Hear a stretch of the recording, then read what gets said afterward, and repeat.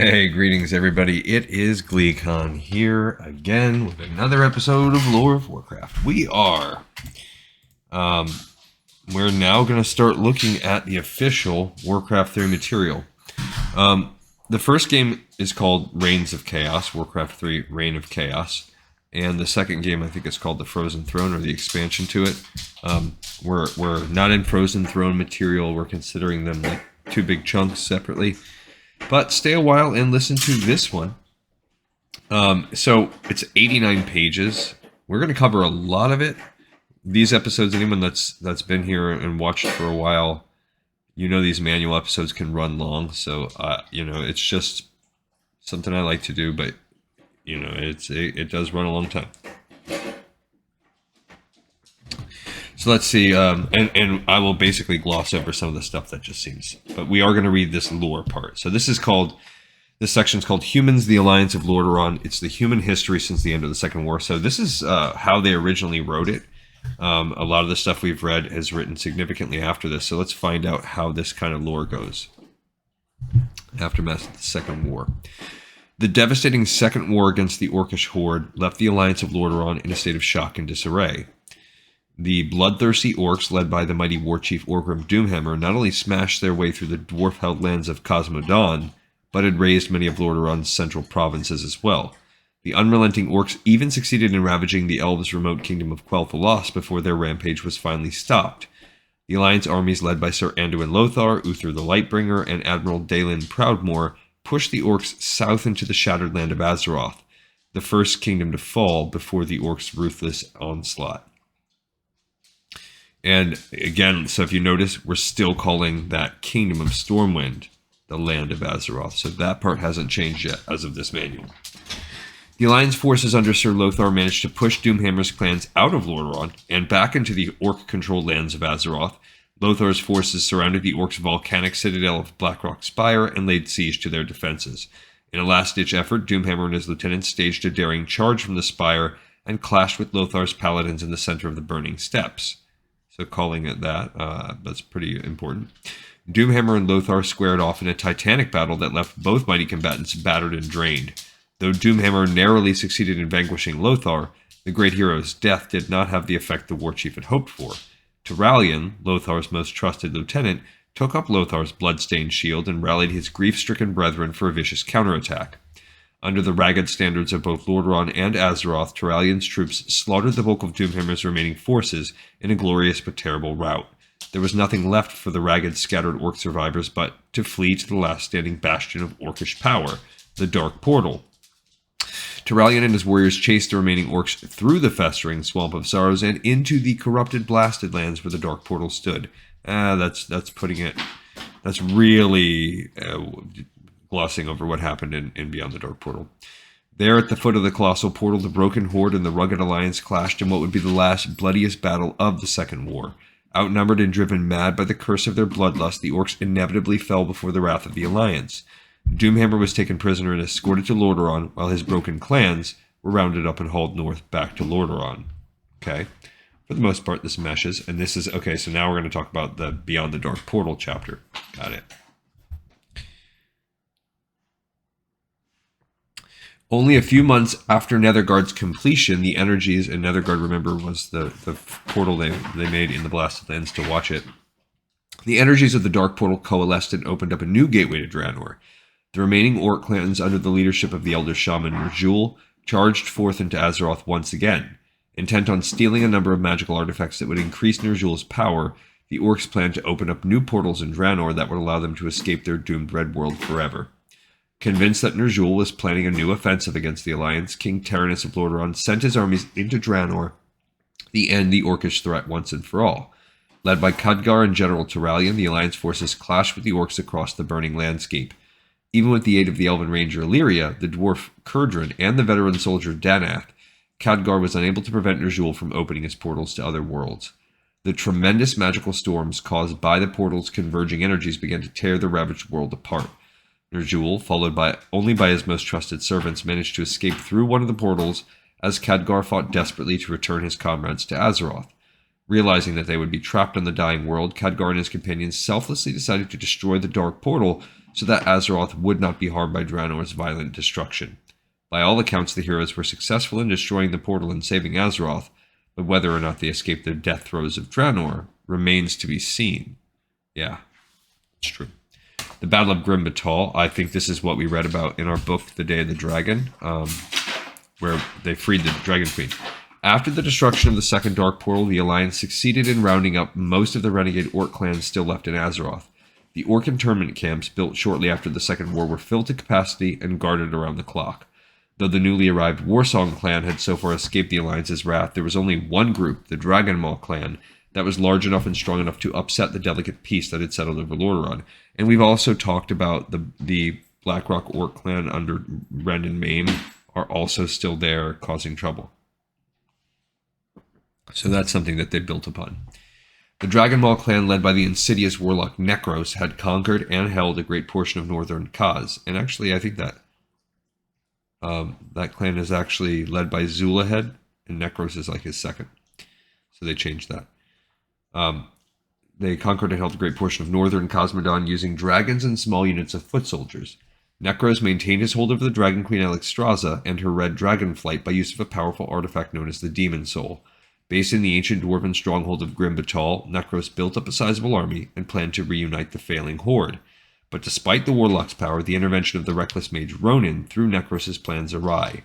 Ronan and his companions, aided by dwarven resistance fighters, succeeded in destroying the Demon Soul and freeing Alexstrasza from the Orcs' control.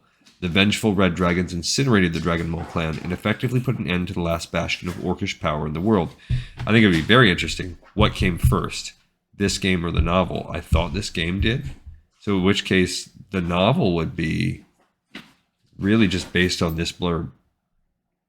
But the other way you could read it is that this was written based on the novel. But I think it's the other way around. So Ronan actually did exist. With the death of Nekros, the last of the Orcish warlocks, the Orcs left to wallow in the crowded internment camps slipped into a crippling lethargy.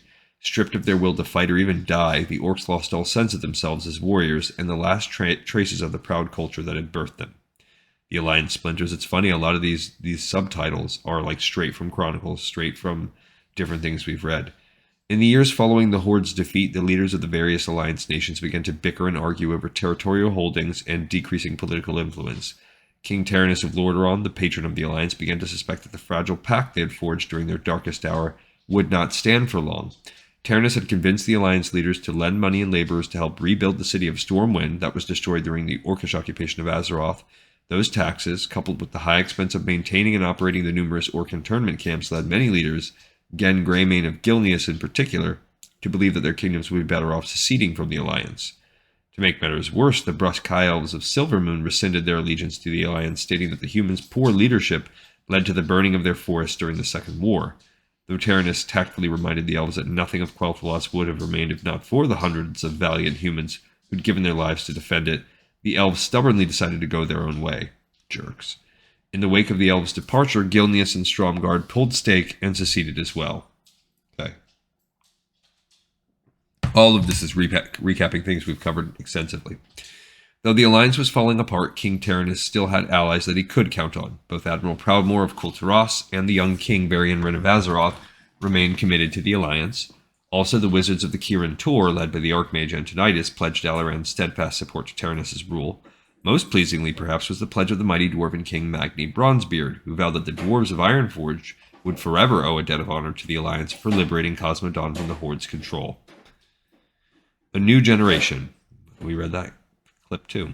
Years passed as tensions abated and a lasting peace settled over Lordaeron. King Tyrannus and the Archbishop Alonsus Fowl worked ceaselessly to rebuild the kingdom and bring aid to the remaining nations of the Alliance. Oops, that was like a zoom. That's not what I wanted. The southern kingdom of Azeroth grew prosperous again and reestablished itself as a mighty power under King Wrynn's visionary leadership. Uther the Lightbringer, the supreme commander of the Paladin Order, kept the peace in Lordaeron by settling civil disputes and quelling demi-human uprisings throughout the realm. Admiral Proudmoore, whose mighty fleets patrolled the trade lanes, hunting pirates and marauders, maintained order on the high seas, but it was the exploits of a new generation of heroes that captured the imagination of the populace. King Tyrannus' only son Arthas had grown into a strong, confident young man. The young prince was trained as a warrior by Muradin Bronzebeard, brother to King Magni of Ironforge, and despite his youth, was considered to be one of the finest swordsmen in Lordaeron. At the tender age of 19, Arthas was inducted into the Order of the Silver Hand under the command of Lord Uther. The kindly Uther, who had been like a brother to King Tyrannus for years, considered the prince more of a favored nephew than a pupil. Though headstrong and somewhat arrogant, none could dispute Arthas's bravery and tenacity. When the troll warbands of Zulaman began raiding the settlements along the Quel'Thelassian border, Arthas was quick to hunt down the savages and put an end to their rampage. Don't know if we're going to do that in the game or not. Don't think so. Yet despite his heroics, the citizenry of Lordaeron obsessed over the young prince's personal life. Rumors of a budding romance between Arthas and Lady Jaina Proudmoore had surfaced and set the kingdom ablaze. Jaina was the youngest daughter of Admiral Proudmoore, a childhood friend of Arthas. However, the beautiful yet shy young woman was also the star pupil of the Kirin Tor, the Wizard Council of Dalaran. Tutored by the revered Archmage Antonidas, Jaina was heralded as a prodigy and excelled at magical research and investigation. Despite the rigors of their duties, Arthas and Jaina managed to maintain a close relationship. Given King Tyrannus' age and deteriorating health, the citizenry was pleased to see that their beloved prince would marry and carry on the royal bloodline. So here's an example. The Arthas Rise of the Lich King is 100% written after this. So her whole romance, this whole section we've been reading, is based on that little blurb, that one paragraph right there. It's kind of neat how they do that. Those tie-in authors. Embarrassed by the public attention, Arthas and Jaina kept their affairs private as possible, but Jaina, committed to her studies in Dalaran, knew that their romance could not last. She had studied the ways of magic her whole life and knew that her true calling was the pursuit of knowledge, not the trappings of the throne room. Much to the frustration of Lordaeron's citizenry, the two lovers reluctantly parted ways and refocused themselves on their duties. And see, that kind of puts it on Jaina, but it's not. It was more on Arthas. The shadows return. After nearly 13 years of peace, the rumors of war began to circulate once again. The king's agents reported that a young upstart war chief had arisen and rallied the few remaining orc clans into an elite fighting force. The young war chief was intent on tearing down the internment camps and freeing his people from their bondage. The New Horde, as it was dubbed, had brazenly attacked the northern city of Stratholme in an attempt to rescue one of its captured warriors. We read that story. The Horde even destroyed Durnhold, the fortress that oversaw the security of the internment camps, and murdered the officers who ran it. King Tyrannus sent Uther and his paladins to quell the war chief's uprising, but the crafty orcs could never be found. The young war chief proved to be something of a tactical genius and evaded Uther's best efforts to corral his hit-and-run tactics. So this is the other side of the coin. We know that Chris Metzen wrote Of Blood and Honor right at the same time this is coming out, and he's a central lore writer at this time in Blizzard. So this is the opposite. He wrote that book, that novella, and now he's tying that in the manual here because he most likely wrote this manual, or at least had executive control over it. Amidst the strain of the New Orc uprising, King Tyrannus was disturbed to hear ill news on another front. Rumor held that a number of supposed death cults had formed in the northern provinces. The cults attracted the disenfranchised and disheartened citizens of Lordaeron, offering them eternal life on Earth as an alternative to servitude to the king. After many years of peace and quiet, King Tyrannus knew that the troubles were only just beginning for his land. He took some comfort in the fact that Lordaeron had endured every trial that had ever come its way, and that its defenders, both new and old, would see it safely through to a new dawn. And that discovery is going to be coming up very soon. So we're now catapulted just a bit past where we are in the actual other lore, and those will be the next episodes we do. All right, so let's look at these human hero units. So there's paladins, and I will read the blurb, but I'm not going to read every little small thing. So the Archbishop Alonsus Fowl, prior to the Second War, founded the Order of the Knights of the Silver Hand. The Holy Knights, or Paladins as they're commonly called, led the battle against the evil orcs and helped save the lands of Lordaeron from ruin. Though it's been nearly 15 years since the end of the Second War, I wonder if that timeline still holds. It might. It's close. The Paladins still work selflessly to protect humanity from the gnashing jaws of evil. Empowered by the light, these mighty warriors brandish both their warhammers and holy fire in battle. So they have holy light. It says they can hurt undead with that, or they can heal. Okay. Divine Shield. Now this is cool because now we're starting to get moves that are actually more like the World of Warcraft paladins. So that's basically their impervious shield that paladins still have to this day. Devotion Aura. That's like a buff, kind of like what was happening in Diablo 2 and stuff like that. And this is the I guess you still call them auras. Again, paladins still have this. They have other auras now. It's not just a defensive one. And Resurrection. Oh, that's cool. So they can bring people that were recently slain back to life. The paladins can still do that. Very cool. Okay, you can have also Archmages. Hailing from the magical kingdom of Dalaran, the Archmagi represent the pinnacle of magical power. Weaving their intricate enchantments, these crotchety old wizards defend humanity. I don't know why they all have to be crotchety. Crotchety, what a word. With all the magical powers at their disposal. Mounted atop their trusty unicorn steeds. That is interesting. The Archmagi brandish magical blades and ancient staves that serve to channel their fierce energies in battle. Though gruff and slightly aloof, these experienced wizards are a heartening sight upon any battlefield where the fate of humanity lies in peril. So the fact that wizards ride unicorns, they obviously ditched that in WoW, but the fact that wizards can use swords, they did keep that. So they have Blizzard, and they still do, I think, definitely Frost Mages. So AoE Ice Attack, they summon Water Elementals. That's ever been since War. So that's coming back from Orcs and Humans, and they still do. Brilliance Aura. So it's a synergy effect. That's basically their Arcane Intellect. So I like how we're starting to get powers for the first time that matches what they have in WoW. Mass Teleport. And they basically have that with Create Portal. Yeah, so that's cool. Mountain King. The Mountain Kings, or Thanes as they're known in Ironforge, are the mightiest dwarven warriors of Cosmodon. So these are like, human hero units. So I think this is how you start the like Heroes of the Storm or whatever the tower defense genre comes out of this, because you have hero units. Neat. Wielding both enchanted warhammers and battle axes, these fierce fighters live to test themselves against worthy opponents, unconcerned with their race's preoccupation with mechanical devices and the mining precious minerals. Mountain Kings live only for battle. Dedicated to safeguarding the alliance that saved their kingdom during the Second War, the Mountain Kings can be counted upon to rally behind any banner that stands between freedom and the ever-looming shadow of evil. So I would guess this is going to be the closest to the warrior thing. Stormbolt, you're throwing a hammer. I actually do think warriors have something like that, some kind of hammer throw. Thunderclap, that's something warriors still have. Slam the ground. Bash is the main warrior move. Avatar, warriors do have that where you can go into that avatar form. So that's cool. These are all straight up from Warcraft warriors, straight up getting their moves too.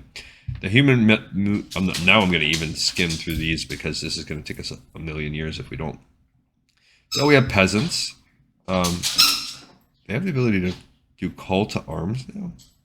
Because remember, I've never played this game. So basically, this time they can use this move to put down their tools and pick up weapons. Interesting. They can go arm themselves at a town hall. So in a pinch, you could use them as defenders. There's footmen, as we've had in every single one. So they can switch basically to defense mode. Makes them move slower. But they'd be better against piercing, like arrows and stuff. There are knights. Same as before. Priests are now making a comeback. They were not in Warcraft 2, but now they're back. And priests are one of the classes from WoW.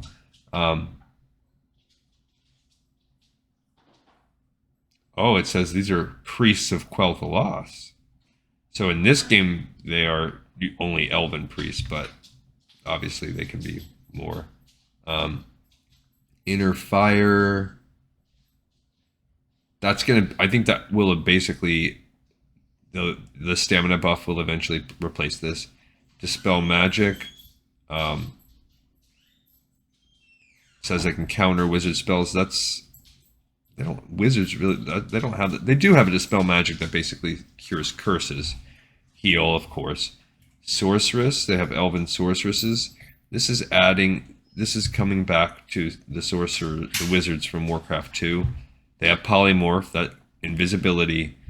I don't think there's a slow. So slow is taken away. However, in the opposite, they have a time warp kind of thing. So these are just being added more into. Of course, you can fight water elementals. There's a mortar team. I guess maybe this is taking the place of catapults and ballistae. Dwarven mortar team.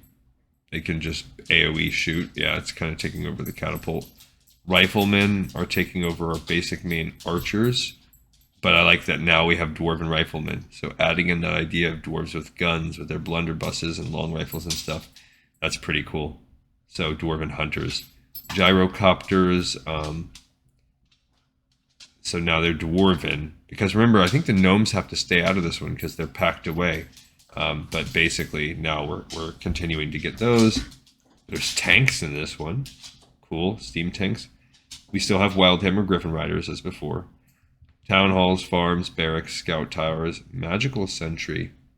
So you can make it to where they can see invisibility. So now you need a buff to them to be able to get that. Guard towers that shoot arrows, cannon towers, blacksmith, lumber mill. Okay, workshop is new. Oh, that's basically like instead of the gnomish inventor shop. Okay. The main keep, arcane sanctum that lets you build mages. Altar of Kings. So this is kind of like Clash of Clans, it seems like, where this is where you're going to get your champion. Resurrecting your champion.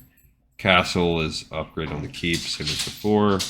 Griffin Aviary, you can get the Airy Peak. So those are all very similar. All right, cool. So a lot of similarities. So let's look at the Orcish stuff. Orcs the Horde, Orcish history. Since the end of the Second War, Gul'dan and the Betrayal. During the final days of the Second War, as the Horde's victory over the Alliance seemed almost assured, a terrible feud erupted between the two most powerful orcs on Azeroth. The nefarious warlock Gul'dan,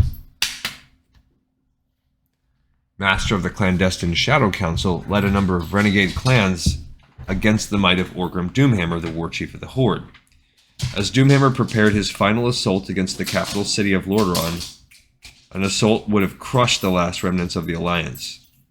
Gul'dan and his renegade clans abandoned their posts and set out to sea. The bewildered Doomhammer, having lost nearly half of his standing forces to Gul'dan's treachery, was forced to pull back and forsake his greatest chance at victory over the Alliance. The power-hungry Gul'dan, obsessed with obtaining godhood himself, set out on a desperate search for the undersea tomb of Sargeras. Sargeras, what was it? I think a couple episodes ago, I'm like, I can't think of his name. That's freaking Sargeras. How could I forget that? That he believed held the secrets of ultimate power. Having already doomed his fellow orcs to become the slaves of the Burning Legion, Gul'dan thought nothing of his supposed duty to Doomhammer. Backed by the Stormreaver and Twilight's Hammer clans, Gul'dan succeeded in raising the tomb of Sargeras from the seafloor. However, when he opened this ancient flooded vault, he found only crazed demons awaiting him. Seeking to punish the wayward orcs for their costly betrayal, Doomhammer sent his forces to kill Gul'dan and bring the renegades back into the fold. For his recklessness, Gul'dan was torn apart by the maddened demons he had set loose. With their leader dead, the renegade clans quickly fell before Doomhammer's enraged legions. Though the rebellion had been quelled, the Horde was unable to recoup the terrible losses it had suffered. Gul'dan's betrayal had afforded the Alliance not only hope, but also time to regroup and retaliate. Lord Lothar, seeing that the Horde was fractured from within, gathered the last of his forces and pushed the Horde south, back into the shattered heartland of his homeland, Azeroth. There the Alliance forces trapped a retreating Horde within their volcanic fortress of Blackrock Spire. So yeah, we're just recapping all this. Yeah, this is actually the end of the first half of Warcraft 2. Though Lord Lothar fell in battle at the Spire's base, his lieutenant Turalyon rallied the Alliance forces at the 11th hour and pushed the Horde back into the abysmal Swamp of Sorrows. Turalyon's forces succeeded in destroying the Dark Portal, the mystical gateway that connected the orcs to their dark red homeworld of Draenor. Cut off from its reinforcements in Draenor and fractured by incessant infighting, the Horde finally buckled in upon itself and fell before the might of the Alliance forces. I also think it's interesting to note here, they're really just not addressing all of the lore they talked about in the first war. They've kept a few grains, but I think they're realizing they got to do a lot of changing to that to match up their evolving vision of what this universe will be. And my dog is just being a demon today. It wasn't before. It's just at that time. It's that time of day. The scattered orc clans were quickly rounded up and placed within guarded internment camps. Though it seemed that the horde had been defeated for good, some remained highly skeptical that peace would last. Khadgar, the former apprentice of Medivh, convinced the Alliance High Command to build the fortress of Nethergard that would watch over the ruins of the Dark Portal and ensure that there would be no further invasions from Draenor. Ner'zhul and the Shadow Clans. As the fires of the Second War died down, the Alliance took aggressive steps to contain the Orcish threat. A number of large internment camps, meant to house the captive orcs, were constructed in southern Lordaeron. Guarded by both the paladins and the veteran soldiers of the Alliance, camps proved to be a great success. Though the captive orcs were tense and anxious to do battle once more, the various camp wardens based at the old prison fortress of Durnhold kept the peace and maintained a strong semblance of order. However, on the hellish world of Draenor, a new orcish army prepared to strike at the unsuspecting Alliance. The elder shaman Ner'zhul, the former mentor of Gul'dan, rallied the handful of clans still left on Draenor under his dark banner. Ner'zhul planned to open a number of portals on Draenor that would lead the Horde to new unspoiled worlds. To power his new portals, Ner'zhul needed a number of enchanted artifacts from Azeroth. To procure them, Ner'zhul reopened the Dark Portal and sent his ravenous clans charging through it. This is like what we just read, but slightly different flavor because it's from the Horde's perspective, but this is redundant. The new Horde, led by veteran chieftains such as Grom Hellscream of the Warsong clan and Kilrog Deadeye of the Bleeding Hollow clan, surprised the Alliance defense forces and rampaged through the countryside. Under Ner'zhul's surgical command, the orcs quickly rounded up the artifacts that they needed and fled back to the safety of Draenor. Surgical, I'm guessing, in that they just went for those things, did nothing else. King Taranis of Lordaeron, convinced that the orcs were preparing a new invasion of Azeroth, assembled his most trusted lieutenants. He ordered General Turalyon and the mage Khadgar to lead an expedition through the Dark Portal to put an end to the orcish threat once and for all. Turalyon and Khadgar's forces marched into Draenor and repeatedly clashed with Ner'zhul's clans upon the ravaged Hellfire Peninsula. Though neither side gained ground, it was clear that Ner'zhul would not be stopped from completing his nefarious plans. Ner'zhul succeeded in opening his portals to other worlds, but he did not foresee the terrible price he would pay. The portal's tremendous energies began to tear the very fabric of Draenor apart. As Turalyon's forces fought desperately to return home to Azeroth, the world of Draenor began to buckle in upon itself. Grom Hellscream and Kilrog Deadeye, realizing that Ner'zhul's mad plans would doom their entire race, rallied the remaining orcs and escaped back to the relative safety of Azeroth. As Hellscream and Deadeye hacked their way through the human ranks in a desperate bid for freedom, the Dark Portal suddenly exploded behind them. For them and the remaining orcs on Azeroth, there would be no going back. Ner'zhul and his Shadowmoon clan passed through their newly created portals as massive volcanic eruptions began to break Draenor's continents apart. The burning seas rose up and roiled the shattered landscape as the tortured world was finally consumed in an apocalyptic explosion. Day of the Dragon. Though Grom Hellscream and his Warsong clan managed to evade capture, Deadeye and his Bleeding Hollow clan were rounded up and placed in the internment camps in Lordaeron. Yet despite the costly uprising, the camp's wardens soon re-established control over their brutish charges. However, unknown to the Alliance's agents, a large force of orcs still roamed free in the northern wastes of Cosmodon. The Dragon Maw clan, led by the infamous warlock Nekros, had maintained its control over the Dragon Queen Alexstrasza and her dragonflight by using an ancient artifact known as the Demon Soul. With the Dragon Queen as his hostage, Nekros built up a secret army within the abandoned dwarf stronghold of Grim Batal, planning to unleash his forces and the mighty red dragons on the Alliance. Nekros hoped to reunite the Horde and continue its conquest of Azeroth. Yet a small group of resistance fighters led by the human mage Ronin managed to destroy the Demon Soul and free the Dragon Queen from Nekros' command. It's almost not different at all. Why do this? Warcraft 1 and 2 had such a better approach to the manual where it was actually, you gain something from reading both. This gets minus marks for me here. In their fury, Alexstrasza's dragons tore apart Grim Batal and incinerated the greater bulk of the Dragon Maw clan.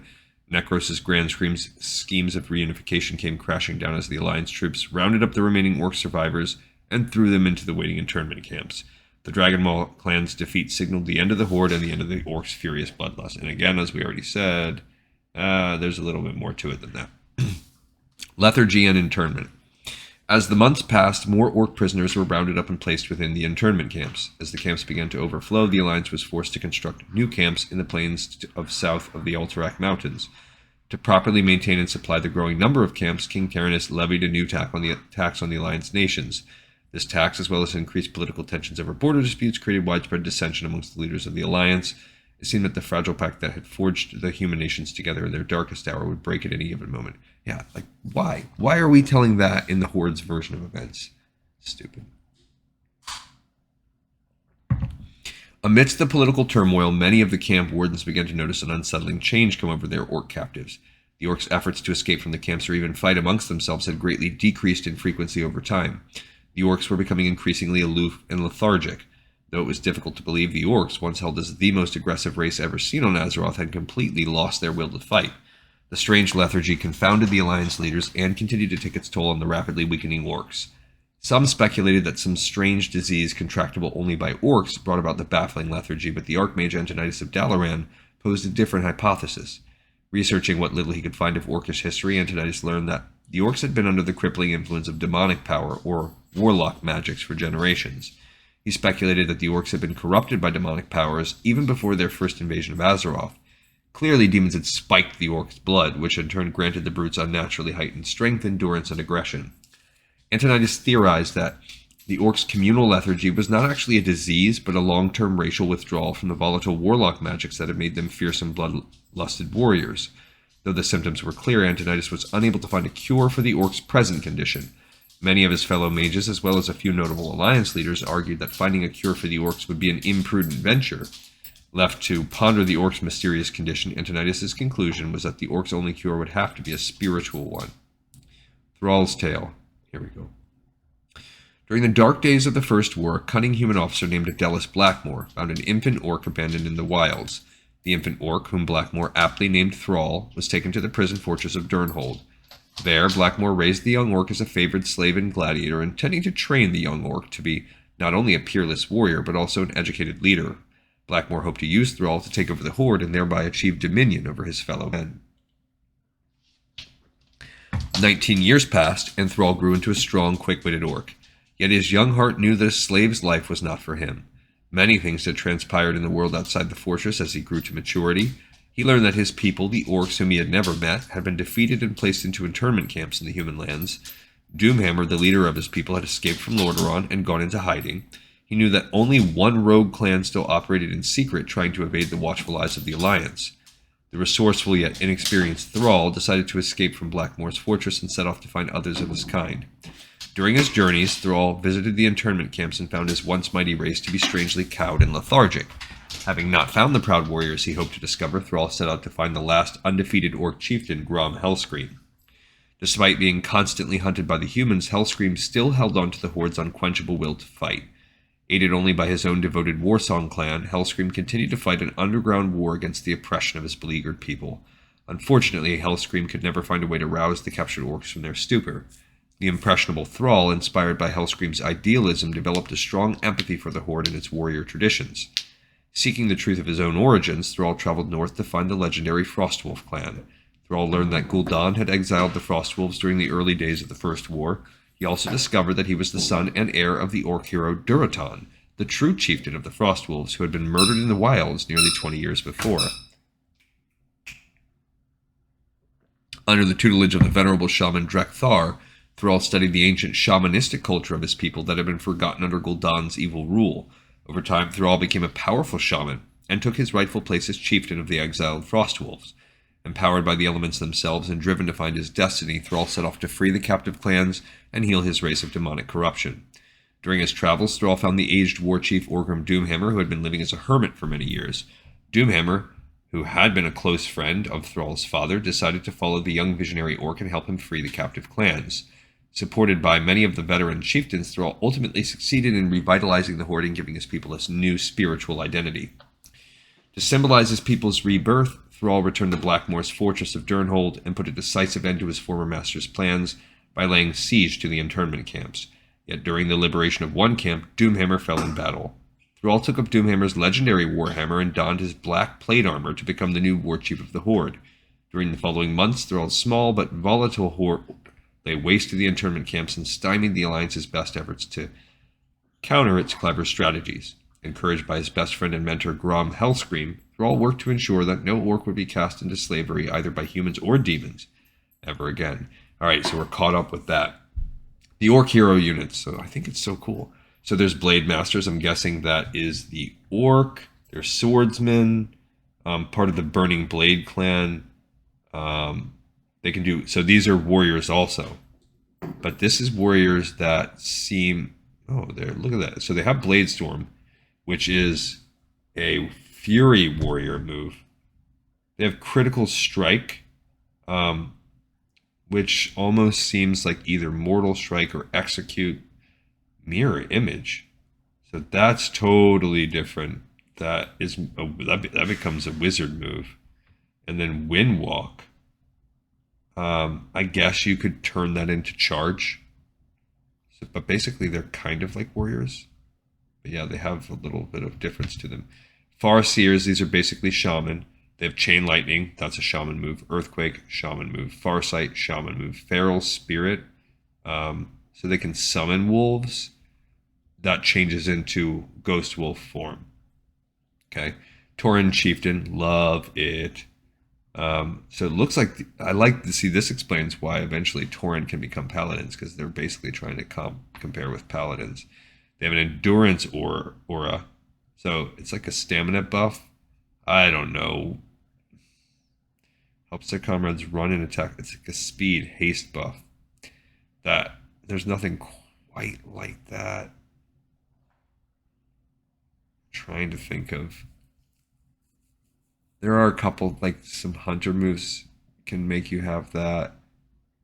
There's a mounted one that paladins can have, so they can reincarnate. Shockwave, that's like the Tauren War Stomp, and there's War Stomp. That's like a Tauren racial move. Yeah, I don't really linear shockwaves. Not sure what you. Yeah, I'm not sure how they make all that work. Okay, so there's orc peons. They can repair like they could before and pillage. So basically now when you attack an enemy structure, you can take resources from it. Cool. There are the grunts as always, and they can pillage. Cool. So that's cool too. Trolls with troll regeneration, same as before. Now they're headhunters. They throw spears now instead of just axes. Raiders that ride. So we're coming back from the first game. We have the Wolf Riders. They have nets to ensnare and pillage. Interesting. So that's kind of, I guess, like a hunter type move. And they have a direwolf mount, but that also takes you to some of the things when you see them in the game. Kodo beasts. So Kodos are now in the picture, which is the Tauren thing. They can devour enemies whole. That's cool. They have war drums on them, so you see that in World of Warcraft. So this is pretty cool. We're seeing some of that stuff, and they buff. That's pretty cool. So that buffs people around them. Regular shamans that can bloodlust. That is a shaman move. Lightning shield, yes. Purge, yes. So that's cool. So shaman moves are coming straight from this. Troll Witch Doctor has a healing ward. A sentry ward. Yeah, Sentry Ward it's almost like a Farsight totem. Stasis Trap. These are basically just more shaman type moves. So a Troll Witch Doctor. We don't have Witch Doctors anymore.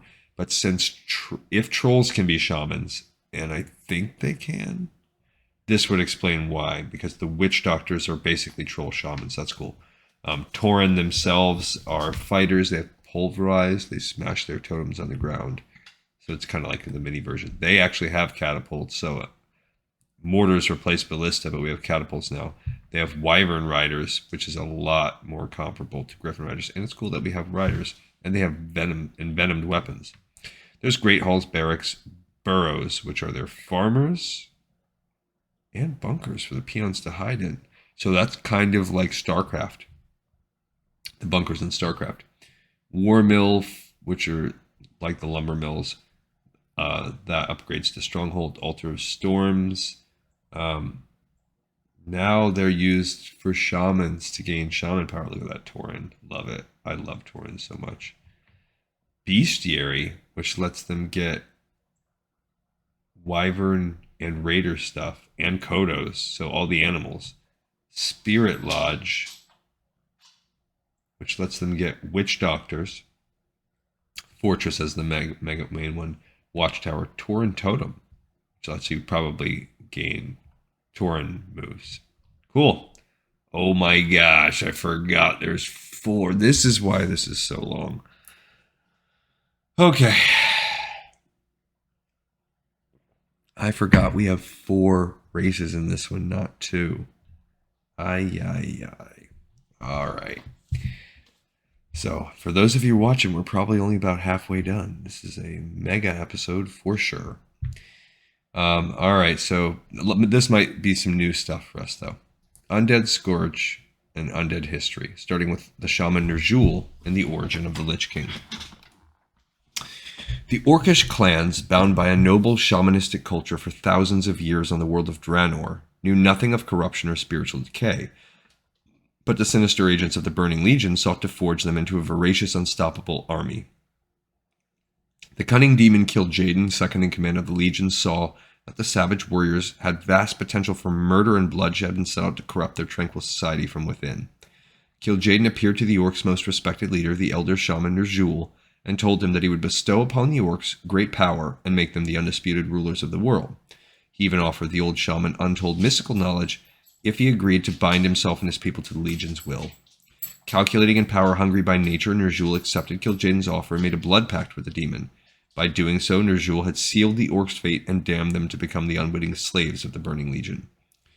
And we know that there was really Gul'dan behind that. Ultimately, not Ner'zhul. They changed, so that's been retconned a little bit. As time passed, Kil'jaeden recognized that Ner'zhul did not have the will or the brazen audacity to follow through with his plan of forging the Orcs into a bloodthirsty horde. Okay, that's true. Ner'zhul, realizing his pact with Kil'jaeden would only lead to his race's annihilation, refused to help the demon any further. Enraged by the shaman's defiance, Kil'jaeden swore to take vengeance upon Ner'zhul and corrupt the Orcs despite him. Kil'jaeden found a new eager apprentice to lead the Orcs on the path to oblivion, Ner'zhul's own nefarious protege Gul'dan. With Kil'jaeden's help, Gul'dan succeeded where his teacher had faltered. The evil, power-hungry Orc not only abolished the ancient practice of shamanism, which he replaced with the study of demonic warlock magics, but united the Orc clans into the volatile horde that Kil'jaeden had envisioned. Ner'zhul, powerless to stop his former apprentice, could only watch as Gul'dan masterfully transformed the Orcs into mindless agents of destruction. Okay. Years passed as Ner'zhul brooded silently upon the red world of Draenor. He watched as his people staged the first invasion of Azeroth. He heard the tales of the Orcs' second war against the Alliance of Lordaeron. He bore witness to the treachery and corruption that seemed to be destroying his people from within. Despite Gul'dan's masterminding the Horde's dark destiny, Ner'zhul knew that he himself was responsible for setting it all in motion. Shortly after the end of the Second War, the news of the Horde's defeat reached the Orcs who had remained in Draenor. Ner'zhul, knowing that the Horde had failed its mission to conquer Azeroth, feared that Kil'jaeden and the Legion would take the dire action against the remaining Orcs. To escape Kil'jaeden's imminent wrath, Ner'zhul opened a number of mystical portals that led to new unspoiled worlds. The old shaman rallied the remaining Orc clans and planned to lead them through one of the portals and into a new directed destiny. Before he could execute his plan, Ner'zhul was forced to deal with an Alliance expeditionary force sent to Draenor to destroy the Orcs forever. Ner'zhul's loyal clans managed to hold the Alliance forces at bay while the old shaman opened the raging magical portals. To his horror, Ner'zhul realized that the portal's tremendous energies were beginning to rip the very fabric of Draenor apart. As the Alliance forces pushed the Orcs further back into the hellish world, Draenor began to buckle in on itself. Realizing that the battling clans would never reach the portals in time, Ner'zhul selfishly abandoned them and escaped with his elite followers in tow. The evil group of Orcs crossed through their chosen portal just as Draenor blew apart in an apocalyptic explosion. The old shaman believed he'd been lucky to escape death. Ironically, he would live to regret his naivete. Kil'jaeden and the New Deal. So Kil'jaeden is basically like FDR. Just as Ner'zhul and his followers entered the twisting nether, the ethereal plane that connects... you gotta make yourself laughing. All the worlds scattered throughout the great dark beyond. They were ambushed by Kil'jaeden and his demonic minions. Kil'jaeden, who had sworn to take vengeance on Ner'zhul for his prideful defiance, tortured the old shaman mercilessly by slowly tearing his body apart piece by piece. Kil'jaeden kept the shaman's spirit alive and intact, leaving Ner'zhul painfully aware of his body's gross dismemberment. Though Ner'zhul pleaded with the demon to release his spirit and grant him death, the demon grimly replied that the blood pact they had made long ago was still binding, and that he would make use of his wayward pawn once again. The Orcs' failure to conquer Azeroth as the Legion intended forced Kil'jaeden to create a new army to sow chaos throughout the kingdoms of the Alliance. This new army could not be allowed to fall prey to the same petty rivalries and infighting that had plagued the Horde. It would have to be dogged, merciless, and single-minded in its mission. This time, Kil'jaeden could not afford to fail. Holding Ner'zhul's tortured, helpless spirit in stasis, Kil'jaeden gave him one last chance to serve the Legion or suffer eternal torment. Once again, Ner'zhul recklessly agreed to the demon's pact. Ner'zhul's spirit was placed within a specially crafted block of diamond-hard ice gathered from the far reaches of the twisting nether. Encased within the frozen cask, Ner'zhul felt his consciousness expand 10,000-fold. Warped by the demon's chaotic powers, Ner'zhul became a spectral being of unfathomable power. At that moment, the orc known as Ner'zhul was shattered forever, and the Lich King was born. Ner'zhul's loyal Death Knights and Warlock followers were also transformed by the demon's chaotic energies. The wicked spellcasters were ripped apart and remade as skeletal liches. The demons had ensured that even in death, Ner'zhul's followers would serve him unquestioningly. Okay, so now we're seeing some new stuff, which is neat. When the time was right, Kil'jaeden patiently explained the mission for which he had created the Lich King. Ner'zhul was to spread a plague of death and terror across Azeroth that would snuff out human civilization forever. All those who died from the dreaded plague would arise as the undead, and their spirits would be bound to Ner'zhul's iron will forever. Kil'jaeden promised that if Ner'zhul accomplished his dark mission of scourging humanity from the world, he would be freed from his curse and granted a new healthy body to inhabit. Though Ner'zhul was agreeable and seemingly anxious to play his part, Kil'jaeden remained skeptical of his pawn's loyalties. Keeping the Lich King bodiless and trapped within the crystal cask assured his good conduct for the short term, but the demon knew that he would need to keep a watchful eye on the Lich King. To this end, Kil'jaeden called upon his elite demon guard, the vampiric Dreadlords, to police Ner'zhul and ensure that he accomplished his dread task. Tichondrius, the most powerful and cunning of the Dreadlords, warmed to the challenge, fascinated by the plague's severity and the Lich King's unbridled potential for genocide. Icecrown and the Frozen Throne. So that's cool. So some Northrend stuff is already there. Kil'jaeden cast Ner'zhul's icy cask back into the world of Azeroth. The hardened crystal streaked across the night sky and smashed into the desolate Arctic continent of Northrend, burying itself in the deep-shadowed hollows of the ice-crowned glacier. The frozen crystal, warped and scarred by its violent descent, came to resemble a throne, and Ner'zhul's vengeful spirit stirred within it. Even from the confines of the frozen throne, Ner'zhul began to reach out his vast consciousness and touch the minds of Northrend's native inhabitants. With surprising ease, he enslaved the minds of many indigenous creatures, such as ice trolls and the fierce Wendigo, and drew their evil brethren into his growing shadow. He found that his psychic powers were almost limitless and used them to create a small army that he housed within Icecrown's twisting labyrinths. As the Lich King mastered his growing powers under the Dreadlord's persistent vigil, he discovered a remote human settlement on the fringe of the vast Dragonblight. Ner'zhul decided to test his powers and his dread plague on the unsuspecting humans. So it's pretty impressive how much of the stuff in Northrend already existed even this far back. Ner'zhul sent the Plague of Undeath, which had originated from deep within the Frozen Throne, out into the Arctic wasteland. Controlling the plague with his will alone, he drove it straight into the human village. Within 3 days, every human soul in the settlement was dead. Yet in a surprisingly short amount of time, the dead villagers began to rise as zombified corpses. Ner'zhul could feel their individual spirits and thoughts as if they were his own. The raging cacophony in his mind caused Ner'zhul to grow even more powerful, as if their spirits provided him with much-needed nourishment. He found it was child's play to control the zombies' actions and steer them to whatever end he wished. Over the following months, Ner'zhul continued to experiment with his Plague of Undeath by subjugating every human inhabitant of Northrend. With his army of undead growing daily, he knew that the time of his true test was nearing. War of the Spider. War of the Spider is an important lore thing that lasts like years, actually. Yeah, 10 long years. For 10 long years, Ner'zhul built up his power base in Northrend. A great citadel was erected above Icecrown and manned by growing legions of the undead.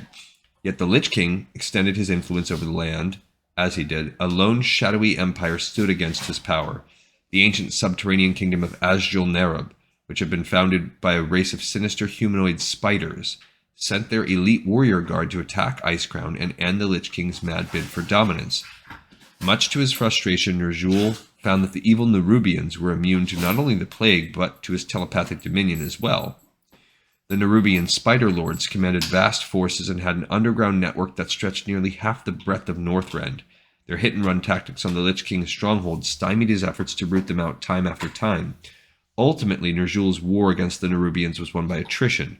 With the aid of the furious Dreadlords and his innumerable undead warriors, the Lich King invaded Azjol-Nerub and brought its subterranean temples crushing down on the Spider Lords' heads.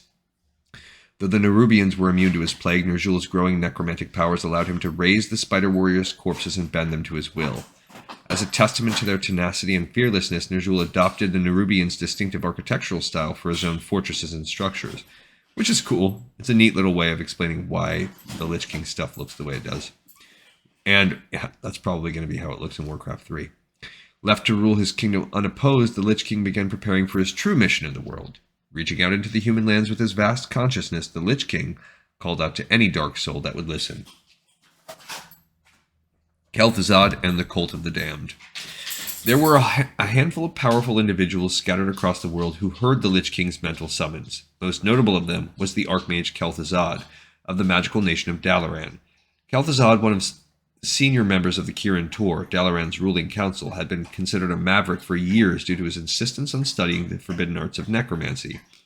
Driven to learn all he could of the magical world and its shadowy wonders, he was frustrated by what he saw as his peers' outmoded and unimaginative precepts. Upon hearing the powerful summons from Northrend, the Archmage bent all of his considerable will to communing with the mysterious voice.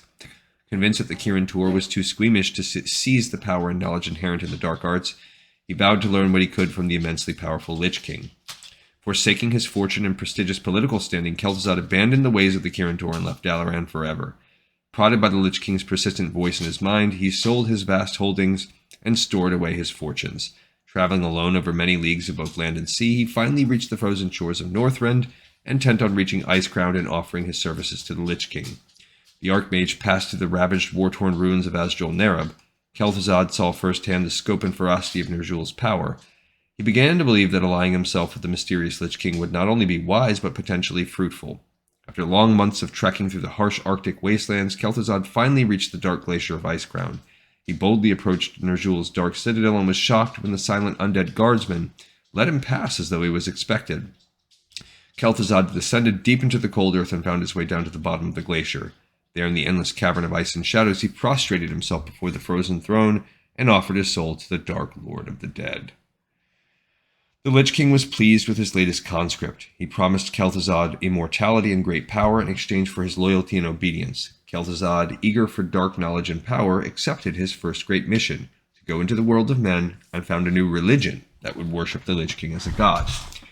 To help the Archmage accomplish his mission, Ner'zhul left Kel'Thuzad's humanity intact. The aged yet still charismatic wizard was charged with using his powers of illusion and persuasion to lull the downtrodden, disenfranchised masses of Lordaeron into a confidence. Once he had their attention, he would offer them a new vision of what society could be and a new figurehead to call their king.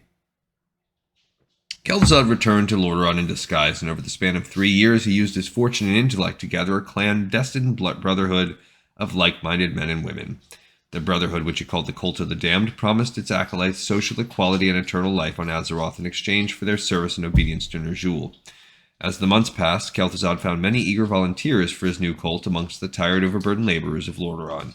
Surprisingly, Kel'Thuzad's goal to pervert the citizens' faith in the holy light towards belief in Ner'zhul's dark shadow was easily attained. As the Cult of the Damned grew in size and influence, Kel'Thuzad made sure to keep its working secret from the authorities of Lordaeron at every turn. The forming of the Scourge.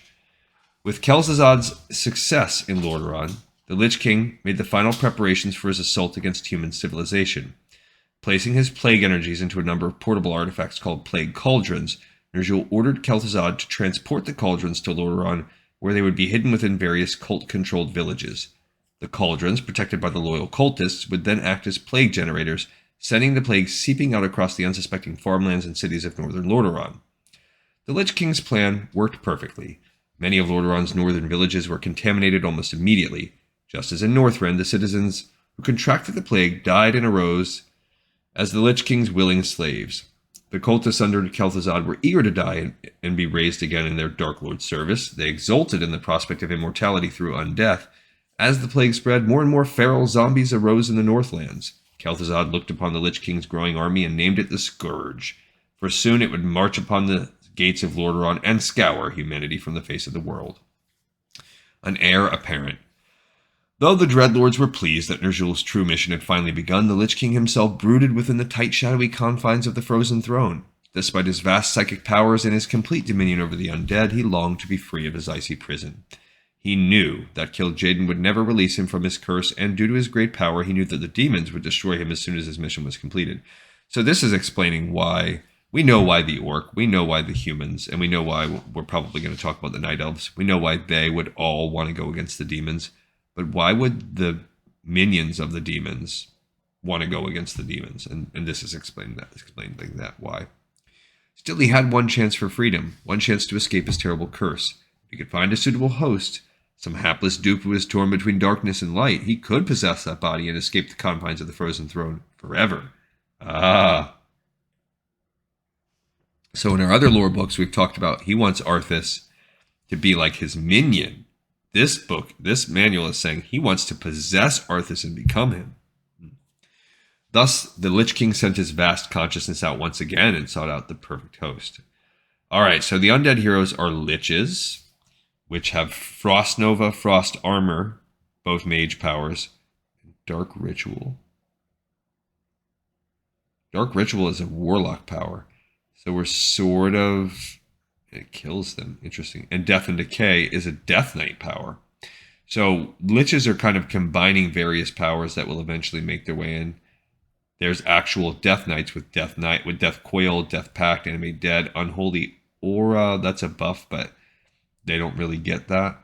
But there's an Unholy. So Death Knights, those powers, pause on those and we'll get to them when Death Knights become a playable class. Dreadlords have Carrion Swarm. That's actually like a Death Knight power. Sleep.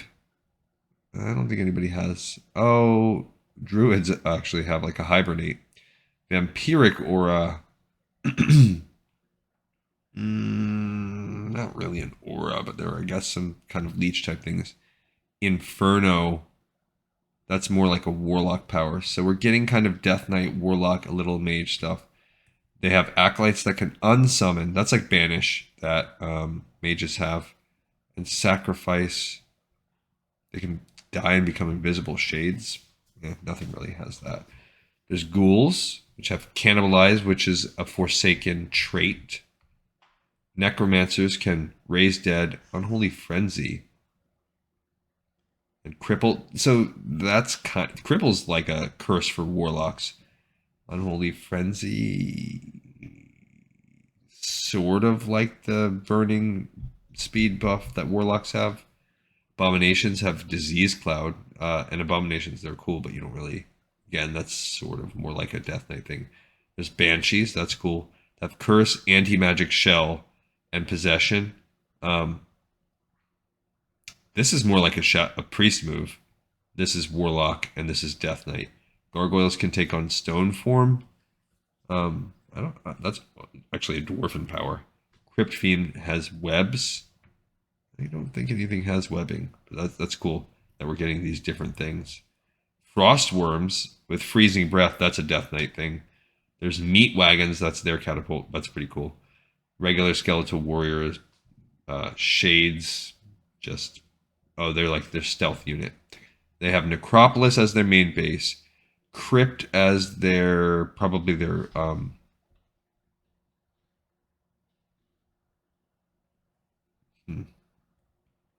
don't know.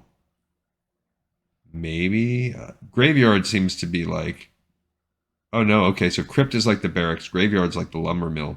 Ziggurats are it looks like the farms.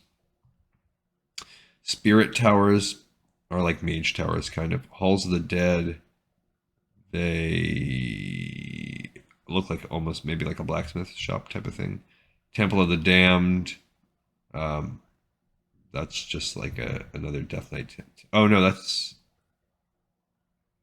don't know. Maybe Halls of the Dead. Yeah, Halls of the Dead is the upgrade. Temple of the Damned. That's a necromancer building thing. Slaughterhouse. That's like the blacksmith because it allows you to create meat wagons. Altar of Darkness. Lets you bring your undead people back. Oh, it lets you have restorative powers of the Scourge. Black Citadels. That's the final ultimate thing, I think. Boneyard. It's like their castle. That's their Frostworm. So that's basically like their Griffin Aviary. Sacrificial Pit. Yeah, so that just lets you build those things. So it's a little different. It's one of their ultimate structures, I'm guessing. There's that Dreadlord. All right, so we're about 3/4 of the way done. We got one strap in for one last lore. This is a long episode, ladies and gentlemen. Longest one, hands down. We're going to break records on this one, but let's learn about the Night Elves. Final one. The Night Elves are the Sentinels. Night Elf history. The Kaldorei and the Well of Eternity.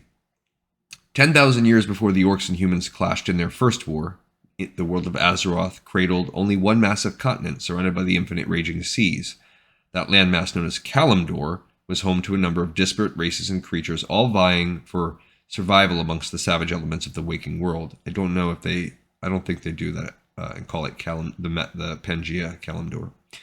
At the Dark Continent's center was a mysterious lake of incandescent energies. The lake, which would later be called the Well of Eternity, was the true heart of the world's magic and natural power.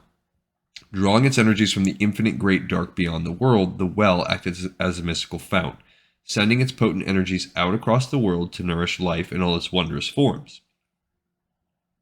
In time, a primitive tribe of nocturnal humanoids cautiously made their way to the edges of the mesmerizing enchanted lake. The feral nomadic humanoids, drawn by the well's strange energies, built crude homes upon its tranquil shores.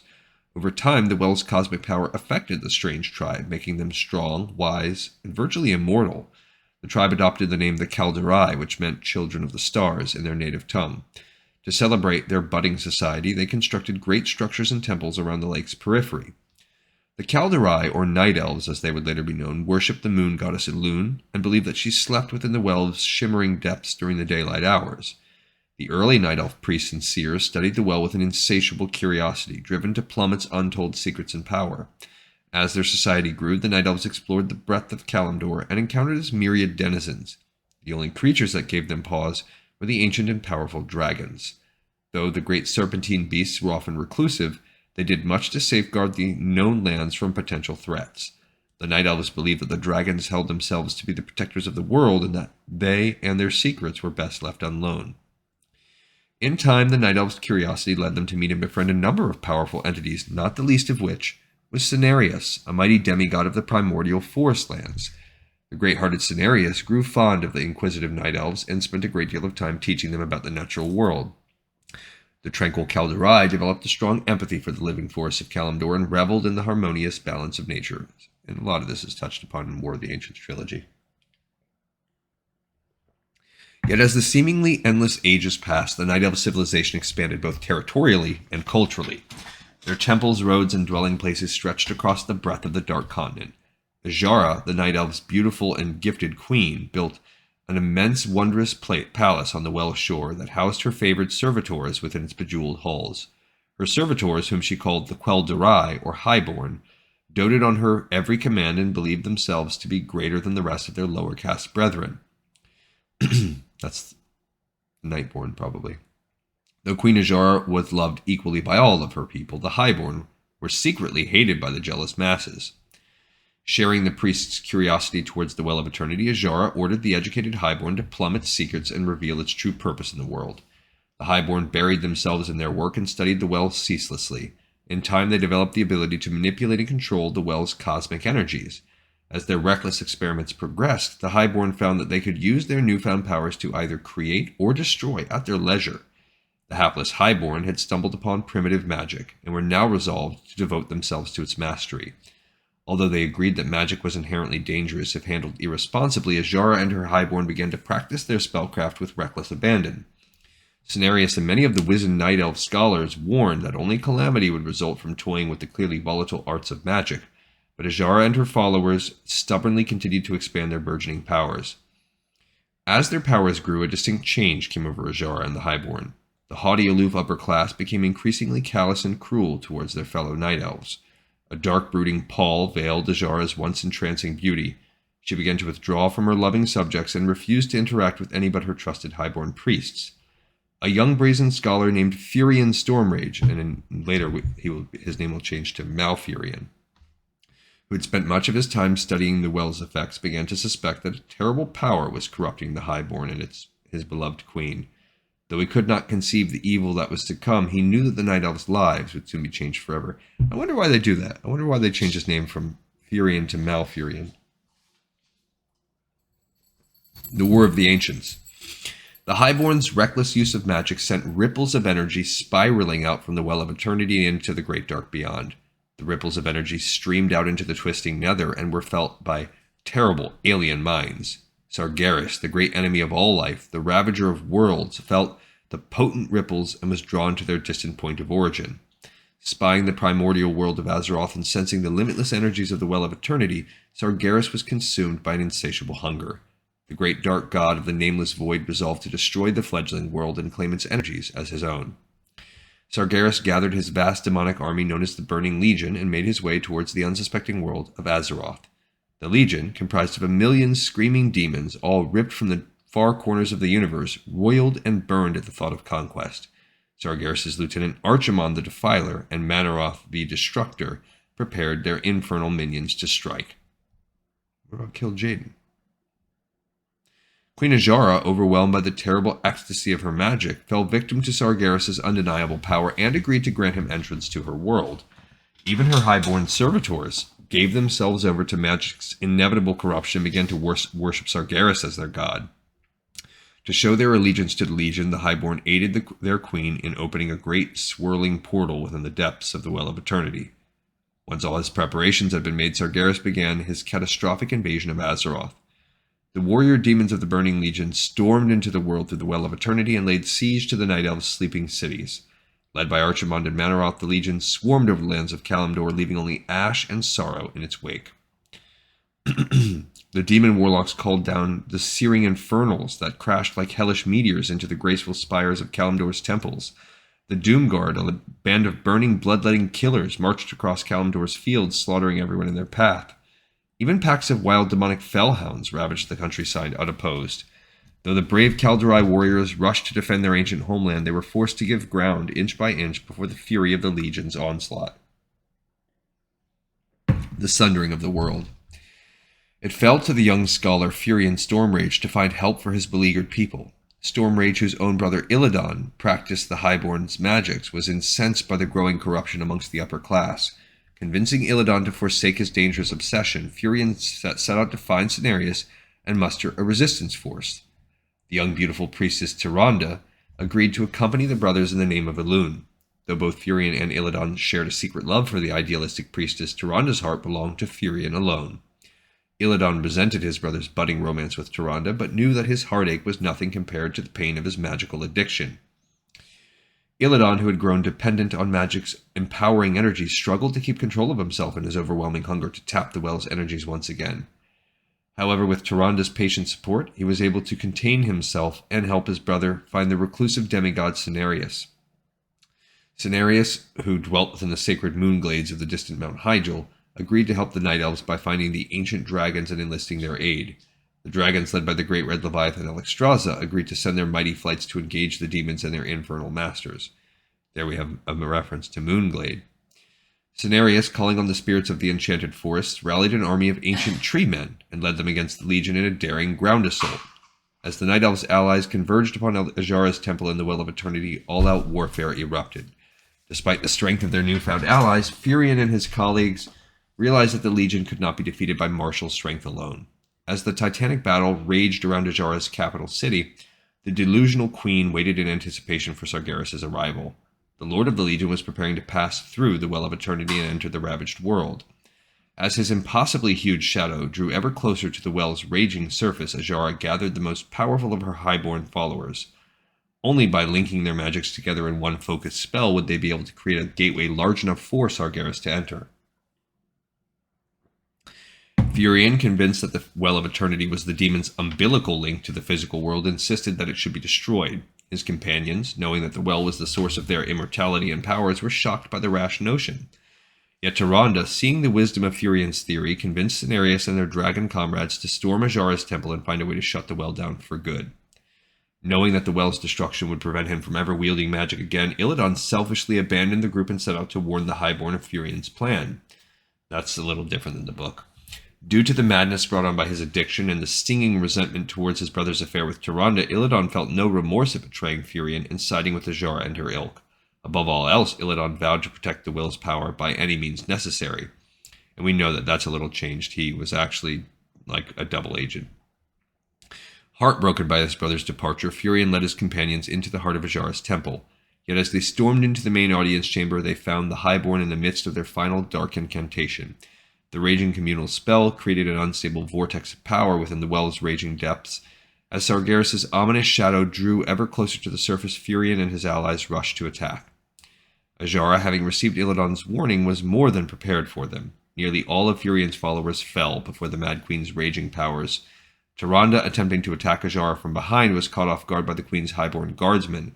Though she vanquished the guardsmen, Tyrande suffered grievous wounds at their hands. At seeing his love fall, Furion went into a murderous rage and resolved to end Azara's life.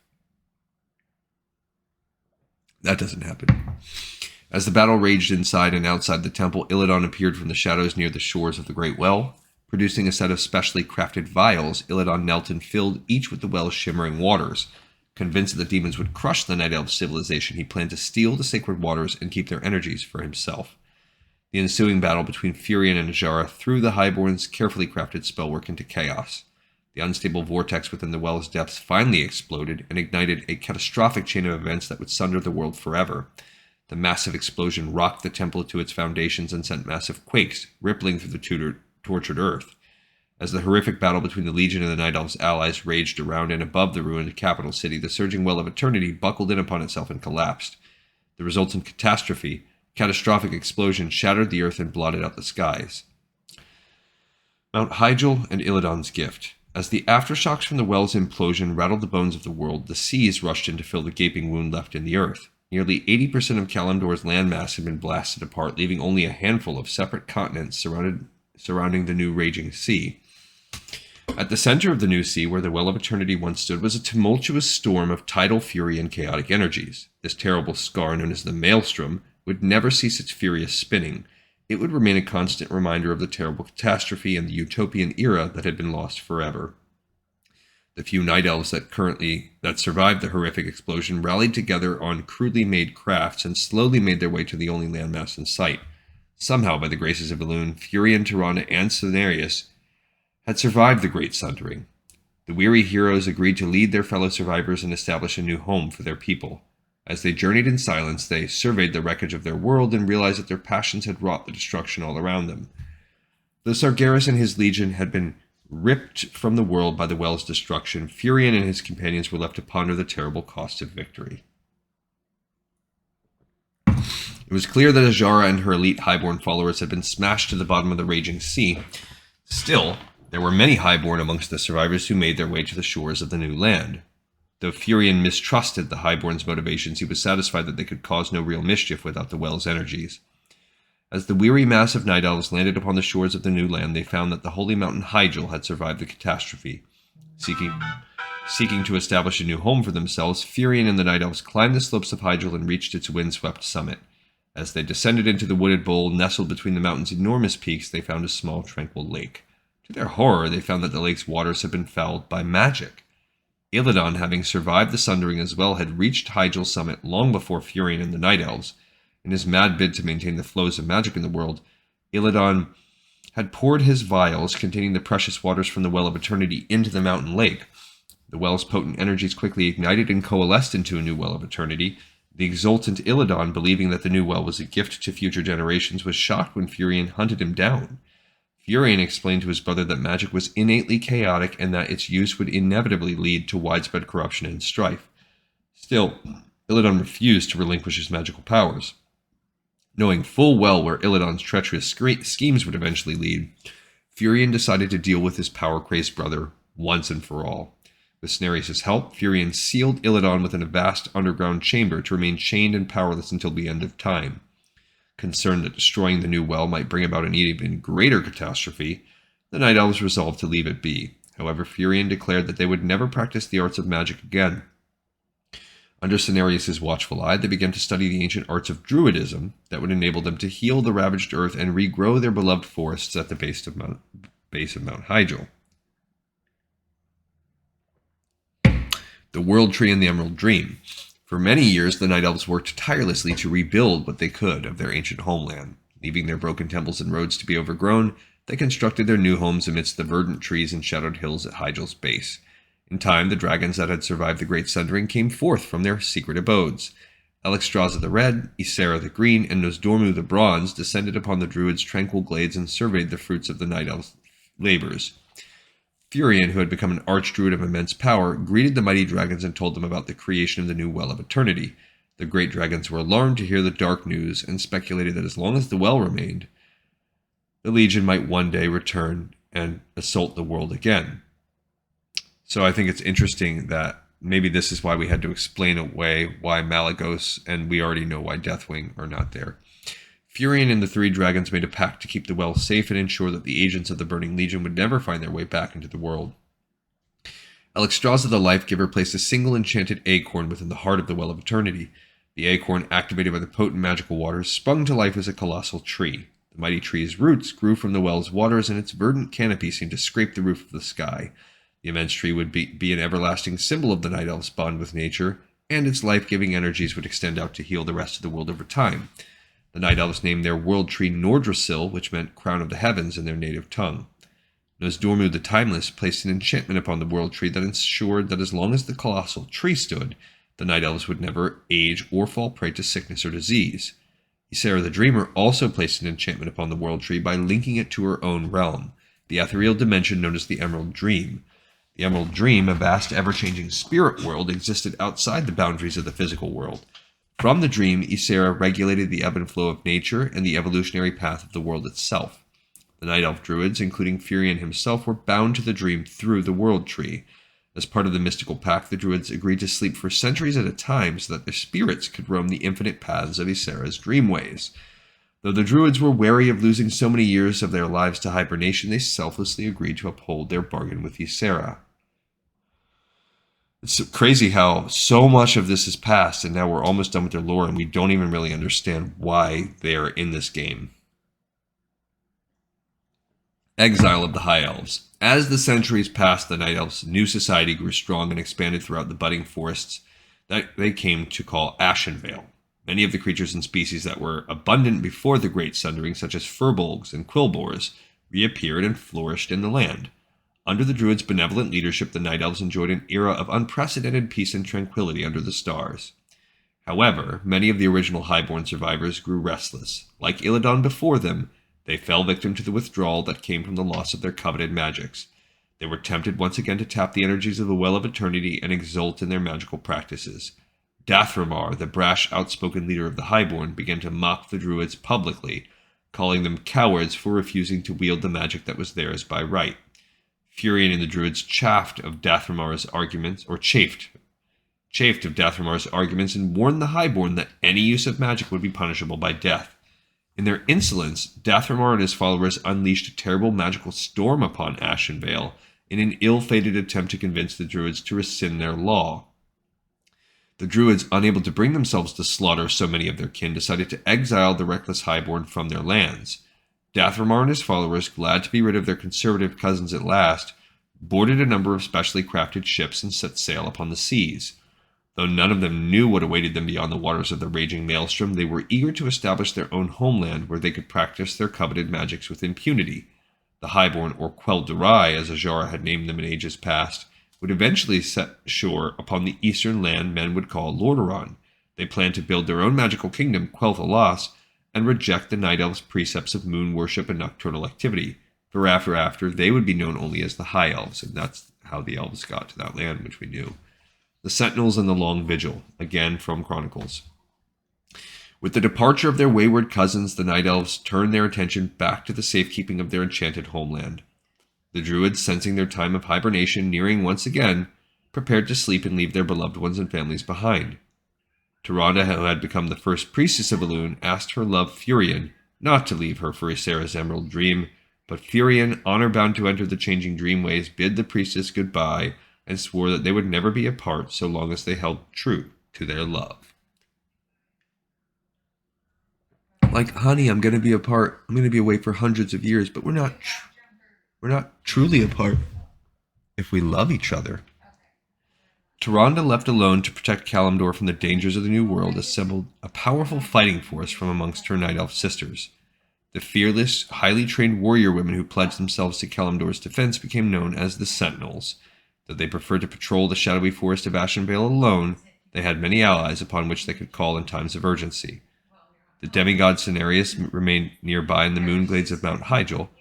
His sons, known as the Keepers of the Grove, kept close watch on the Night Elves' land and regularly helped the Sentinels maintain peace in the land. Even Cenarius' shy daughters, the Dryads, appeared in the open with increasing frequency. Though the task of policing Ashenvale kept her busy, Tyrande felt lost and alone without Furion at her side. As the long centuries passed while the Druids slept, her fears of a second demonic invasion grew more palpable.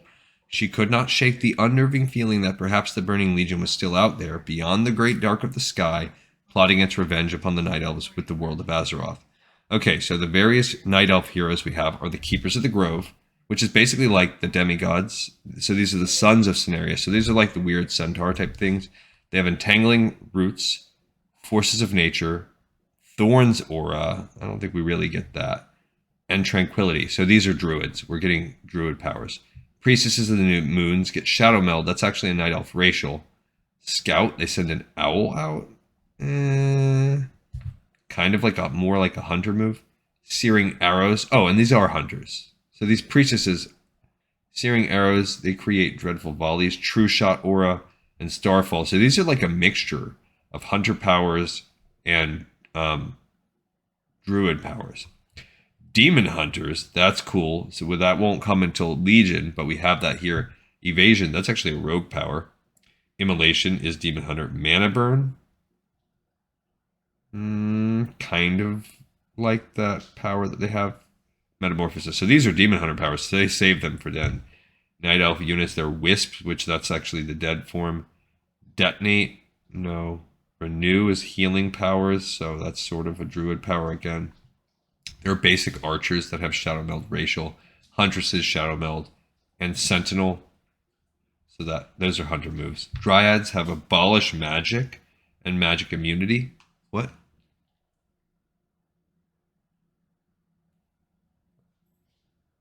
Okay. Okay.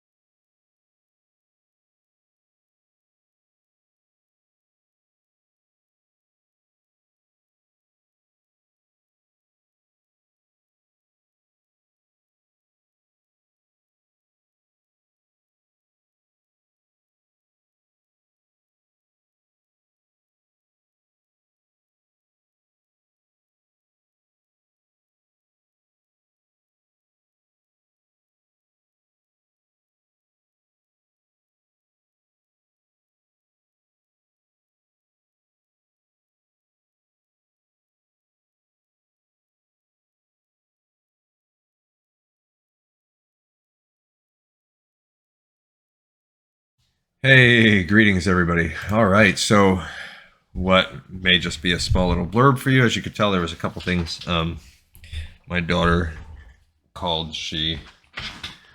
Her car wouldn't start, so we had to go drive. So I've actually been gone for a couple hours, which is probably ultimately what this video feels like it's going to be. I think this is going to be a long one. Definitely we're breaking records here, but I think I know it looks, if you can see the numbers at the top, that we are only about 2/3 done, but I really think it's going to bust out quick.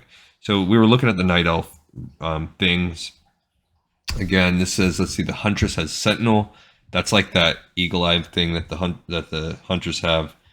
Dryads have Dryads aren't a class, so abolish magic and magic immunity. So they're like a defensive thing. That's another thing. Druids of the Claw. They are a type of druid. Look, and they can change. So they have bear form, druid, roar, rejuvenation is a druid power. So that is cool. Druids of the Talon, crow form. That's like travel form. Cyclone is a druid power. Fairy fire. I think that's a druid power. Think that's. I think so. So that's cool that we're getting all these treants. They're in the game. Hippogriffs are magical flying, so they get hippogriffs, and that's cool. That, and then we get hippogriff riders, chimeras. That's cool. They're from the obviously, and there we go. That's where the ballisti come from. So they have a tree of life as their base. They can eat the tree to heal. They can uproot the tree and it can walk away. So that's like the human forces in StarCraft. They have an entangled gold mine. Weird. So they can't get gold until the tree entangles it up. So they're definitely starting to evolve their RTS type of stuff, the way it's going to become in StarCraft. The Moonwell, they make it so that you can replenish. Ancients of War, those big giant trees that it's basically, I think, I don't know, but it's gonna probably it's probably gonna let you have treants and stuff. Hunter's Hall, Ancient Protectors, so that's another one of the ancients. These are cool things. Tree of Ages, so that's the upgrade. Ancient of Wind, so another one of the ancients, so that lets you get hippogriffs. Ancient of Lore is probably going to give you some magic stuff. Altar of Elders.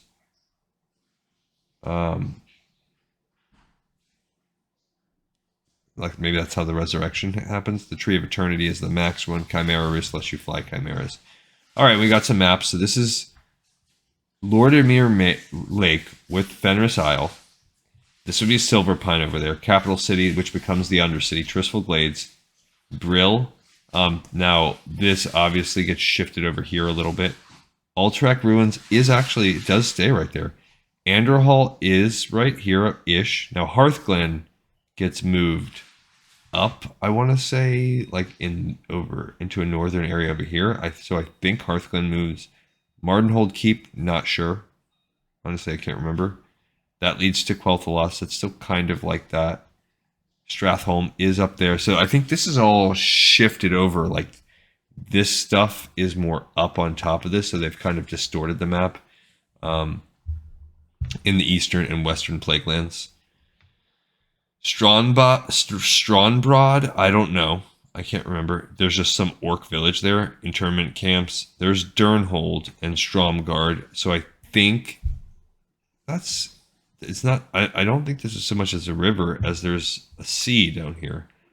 Airy Peak right there. That's, yeah. So we've just, the Violet Citadel right at Dalaran, that's ripped up and thrown away. Alterac Mountains. So up in Quel'Thalas, I don't know how much we're actually going to deal with this, but that's cool. There's the Rune Stones, the Outer Gate, Inner Gate, Silvermoon, and then the Sunwell Grove, which is Quel'Danas. Zulaman and the Ziggurat. I don't know this Lake Abasi, how big that is. That's Caradero. Daramir. Yeah, so that's where Scallamance eventually comes. Tyr's Hand. On the other side of that, I don't know that that's still there. Okay, cool. The main continent. Look how close it is. So this ocean kind of gets mushed at Cosmodon. This obviously just becomes Stormwind, and everything's called Azeroth. I like how we have Azjol Nera, Dragonblight, Icecrown. That's pretty much the same. Obviously, the continent shifts a little bit. Mount Hyjal, Ashenvale, the Barrens, Desolus. So we actually have these cool, because that's for the Tauren. That's neat. Northrend itself, that's the Icecrown, the Great Dragonblight with the Dead Dragon, the Frozen Coast, Nerubian Outpost. See, these Nerubian Outposts, I don't know if they're still there, but they might be. The base camp, and they do come on this side. The Howling Fjord, Daggercap Bay, Gundrak, that's up in Zuldrak. Drakthron Keep is up because this waygate, this, I don't know where, if that's, I don't think that's actually there. This moves up into the Grizzly Hills, so they stretch that out. This is Ashenvale, so this is obviously changed, and there's some other things here, but we've got Mount Hyjal, Furbolg camps, ancient ruins. That's interesting. Dryad shrines. We got all these ancient ruins and Furbolg camps. The World Tree on top of Mount Hyjal. They obviously stretches out. Dark Shore. That's cool. That's up there. Grove of Cenarius. Neat. The Fellwood. Moonglade. Yeah, so they definitely shuffle these things. Winter, spring. So this is cool. They shuffle these things around, but look at how many of these things are already there. Nice. This is the Orc land, so we've got the Barrens, Stone Talon Peak. They've definitely, that's shifted. Harpy nests everywhere. Quilboar camps, that's cool. Mulgore and the Tauren camp. Well, that becomes the capital. And up here, we have to fit in the Barrens. We have to include Durotar. So this whole thing gets stretched out. Thrall's landing site where he lands. That's pretty neat. And Desolus gets kicked way over. This continent gets really fleshed out. Oh my goodness, we have more lore. Were you hoping? Look how Metzen drew some of this stuff. It's a pretty good picture. That's actually really good. Okay, I wondered if we were going to have some. We do. We got a little more lore. Here we go, guys. The Titans and the Ordering. No one knows exactly how the universe began. Some theorize that a catastrophic cosmic explosion sent the infinite worlds spinning out into the vastness of the great dark, worlds that would one day bear life forms of wondrous and terrible diversity. Others believe that the universe as it exists was created as a whole by a singular all-powerful entity. Though the exact origins of the chaotic universe remain unclear, it is clear that a race of powerful beings arose to bring order to the various worlds and ensure a safe future for the beings that would follow in their footsteps. The Titans, colossal metallic-skinned gods from the far reaches of the cosmos, came forward and set to work on the worlds they encountered. They shaped the form of their worlds by raising mighty mountains and dredging out vast seas. They breathed skies and raging atmospheres into being, all part of their unfathomable, far-sighted plan to create order out of chaos. I mean, we're going back to the origin story from Chronicles 1, Chapter 1. They even empowered primitive races to tend to their works and maintain the integrity of their respective worlds. The Titans, ruled by an elite sect known as the Pantheon, brought order to 100 million worlds scattered throughout the great dark beyond during the first ages of creation. The benevolent Pantheon, seeking to safeguard their structured worlds, was ever vigilant against the threat of attack from the vile extra-dimensional entities of the twisting Nether. The Nether, an ethereal dimension of chaotic magics that connected the myriad worlds of the universe together, was home to an infinite number of malefic demonic beings who sought only to destroy life and devour the energies of the living universe. The pure-hearted altruistic Titans, unable to conceive of evil or wickedness in any form, struggled to find a way to end the demon's constant threat. The one small change is that the Pantheon is the Titans. That's it. There aren't more. And they have to find more Titans. So that's changed. Sargeras, or as the old games used to pronounce it, Sargeras, and the Betrayal. And maybe that's how it's pronounced. I'm going to have to wait till I hear more videos. That's going to make me change my mind. But it can happen. I did it with Draenei, which I used to pronounce Draenei. Sounds weird now. To combat the demonic entities that made their way into the Titans' worlds from the twisting Nether, the Pantheon elected their greatest warrior, Sargeras, to act as their first line of defense. Sargeras, a noble giant of molten bronze, carried out his duties for countless millennia, seeking out and destroying the demons wherever he could find them. Over the eons, Sargeras encountered two powerful demonic races, both of which were bent on gaining power and dominance over the physical universe. So this is a little bit tedious and belaboring the point. But if you actually think about it and be like, whoa, we've read all this stuff that was written way after. This manual, what they're doing, this is the lore of Warcraft that we've been experiencing. This is almost in need of such minimal amounts of retconning. So that's what's really cool about Warcraft 3. This is creating the world of Warcraft. So that's cool. The Eridar, another episode I couldn't remember their name, I think a couple episodes ago. The Eridar, an insidious race of devilish sorcerers, used their warlock magics to enslave a number of worlds that they had invaded.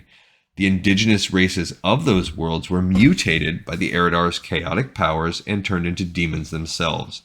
Though Sargeras' nearly limitless powers were more than enough to defeat the vile Eridar, He was greatly troubled by the creature's corruption and all-consuming evil.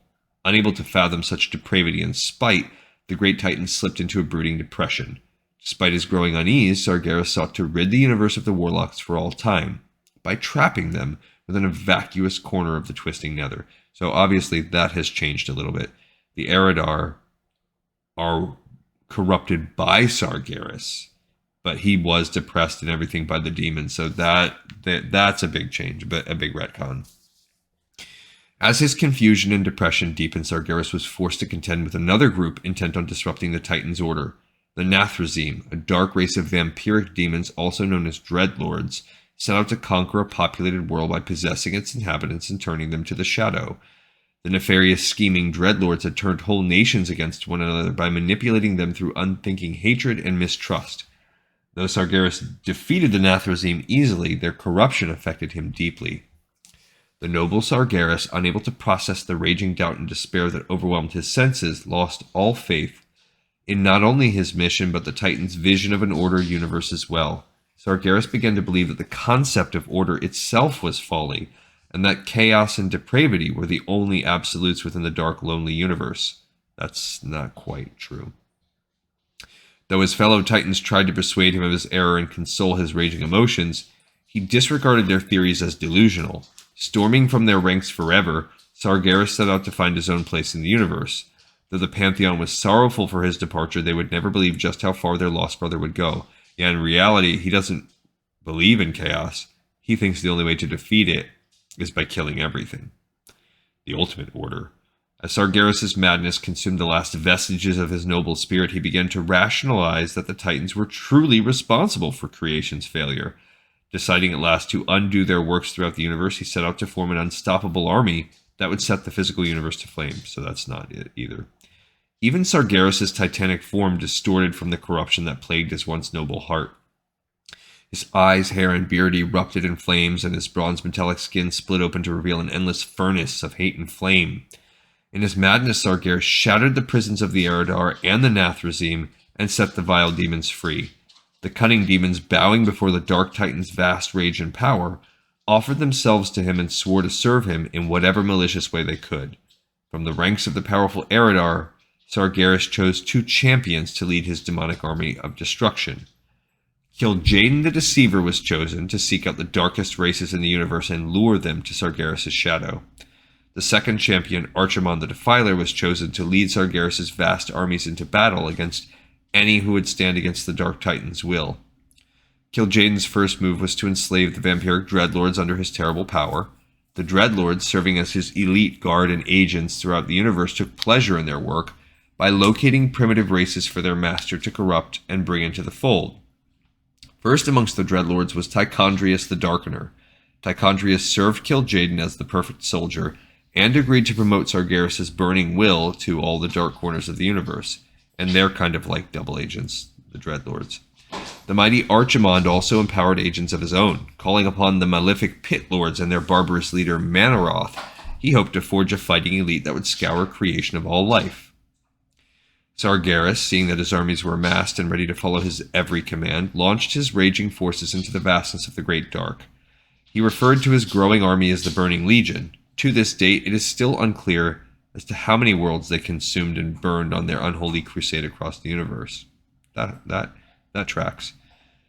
The Ordering of Azeroth, that's actually one of our Crew Chronicles names too. Apparently unaware of Sargeras' mission to undo their myriad works, the Titans continued to move from world to world, shaping and ordering them as they saw fit.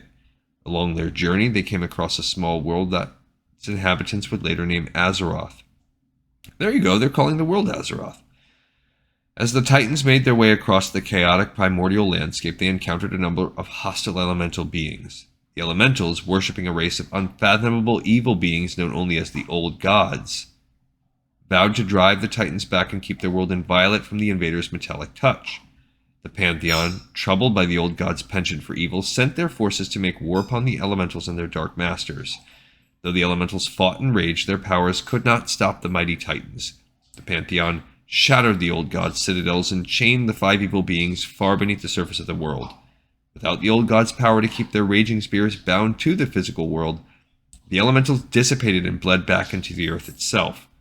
With the elemental's departure, nature calmed and the world settled into a peaceful harmony. The Titans, seeing that the threat was contained, set to work, and that lore's tightened up a little bit. So, the Titans empowered a number of races to help them fashion the world. To help them dredge out the fathomless caverns beneath the earth, they created dwarves from magical living stone. To help them dredge out the seas and lift the land from the seafloor, they created the immense but gentle sea giants. For many ages, the Titans moved and shaped the earth until at last there remained only one perfect continent. At the continent's center, the Titans created a lake of scintillating energies. The lake that they named the Well of Eternity was to be the fount of life for the world. Its potent energies would nurture the bones of the world and empower life to take root in the land's rich soil.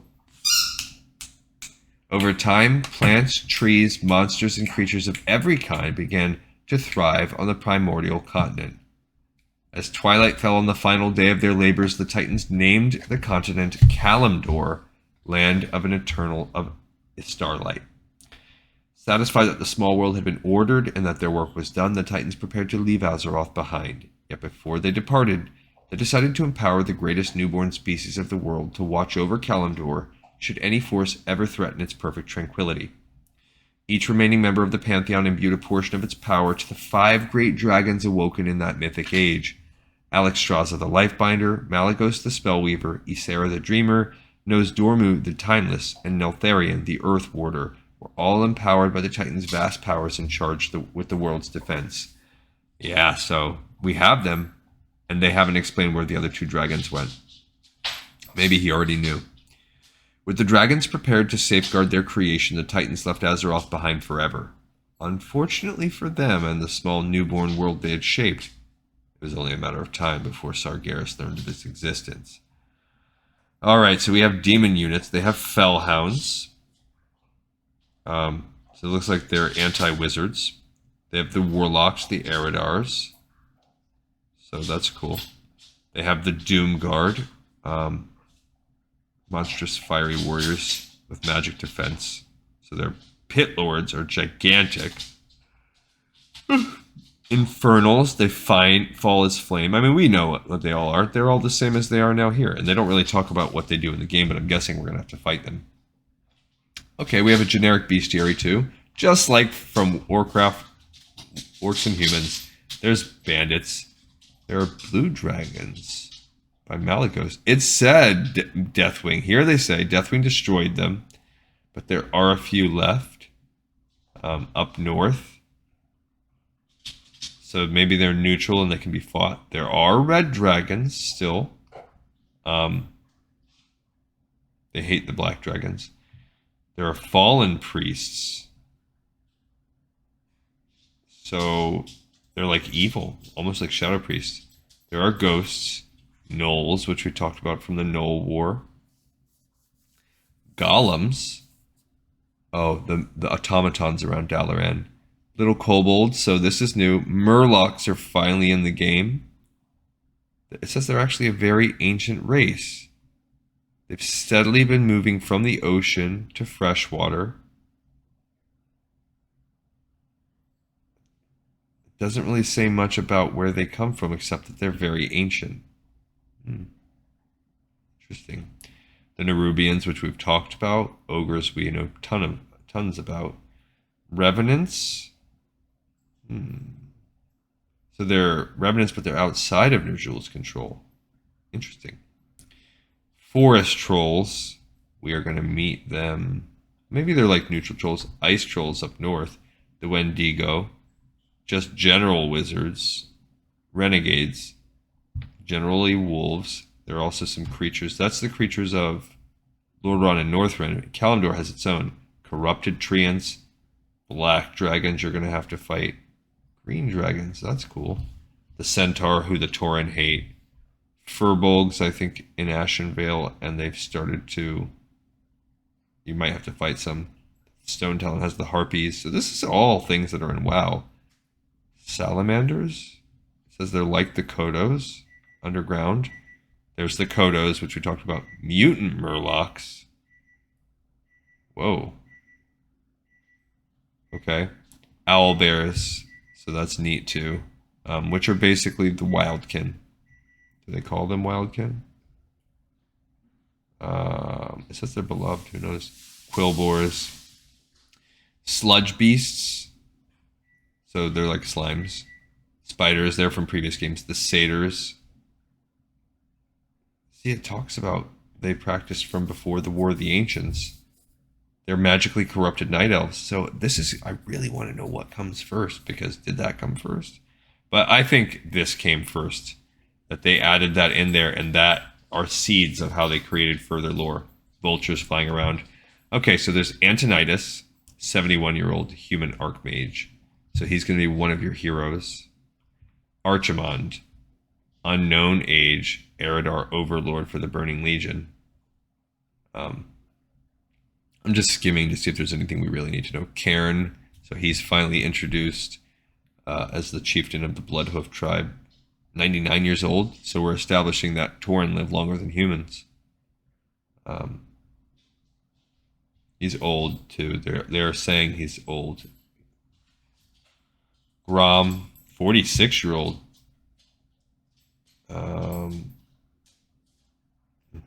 Illidan, 15,000 years old. Sweet. Demon Hunter, former sorcerer. Cool. Jaina, 23, so she's 23 at this time. Special agent of the Kirin Tor. She's part of the Alliance. Doesn't mention.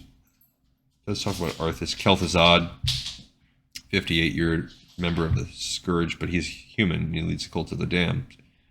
Manaroth, Burning Legion. Malfurion Stormrage, twins with Illidan, so same age. Is people's fragile culture. Yeah, so Muradin, 221, so they live longer. That's cool. Prince Arthas, 24, so he's a year older than Jaina. Crown Prince of Lordaeron. Heartache, when he does say he has heartache from it. But yeah, that's because they're saying she broke up with him.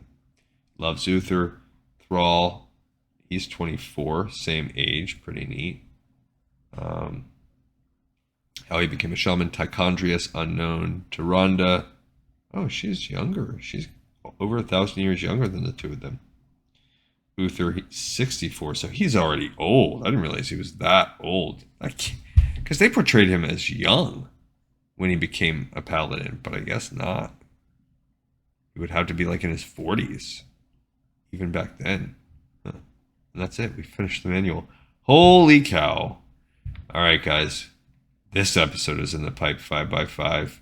If you made it this far to the end, you are as crazy as I am. And I appreciate and thank you for your craziness. All right, we'll start to get in some really cool stuff next time. If you don't want to watch this super long episode, that's okay. We got more ones coming up. Thanks, everybody. I'll see you next time on Lore of Warcraft.